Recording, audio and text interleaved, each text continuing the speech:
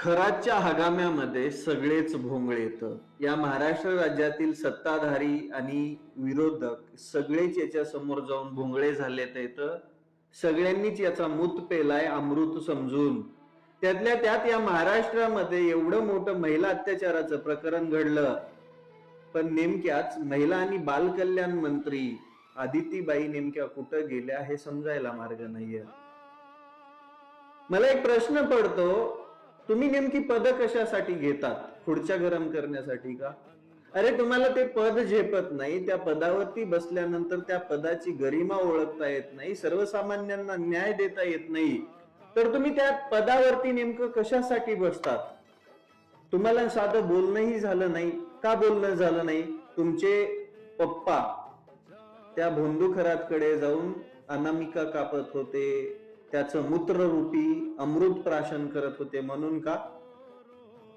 तो एवढा चटकरे एवढा मोठा झाला, पण अक्कल कुठं गुडघ्यामध्ये ठेवून मोठा झाला की काही काय माहिती. तुम्ही स्वतः एका पुरोगामी पक्षामध्ये आहात, जिथं या असल्या प्रकरणांना कसलाही थारा नसतो, आणि भिकार चोटांना तुम्हीच त्याचं आता तोंड नाही चांगलं माझं मूत पेत होतात अमृत समजून. मग तुम्ही कोणत्या विचारधारेवरती चालतात नेमका? महिलांवरती अत्याचार झाल्यानंतर महिला आणि बालकल्याण विभागाच्या मंत्री त्यांनी समोर येऊन बोललं पाहिजे, कठोरात कठोर कारवाई करण्याची मागणी द्यायला पाहिजे. माझं एकच म्हणणं आहे, मंत्री महोदया, तुमचा पण या प्रकरणाशी काही संबंध आहे का?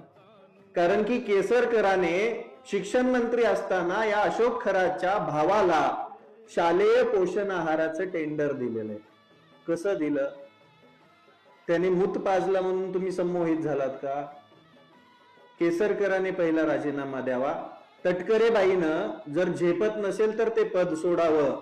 माझी देवेंद्र फडणवीस साहेबांना विनंती आहे, साहेब सुधराव, जरा करा फेरबदल.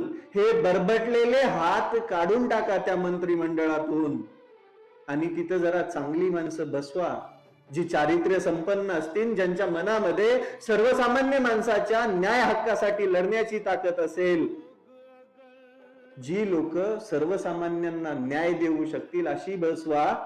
पण तुम्ही बी त्याच्यासोबत आलात. कसं तुम्हाला तरी म्हणावं हे बरं? तुम्ही बी द्या राजीनामा. तुम्हाला जे पण आहे महाराष्ट्र राज्य सांभाळणं, तुमच्याच कार्यकाळामध्ये घडलेल्या या सगळ्या गोष्टी येतात आणि तुम्हीच याला खतपाणी घेतलंय.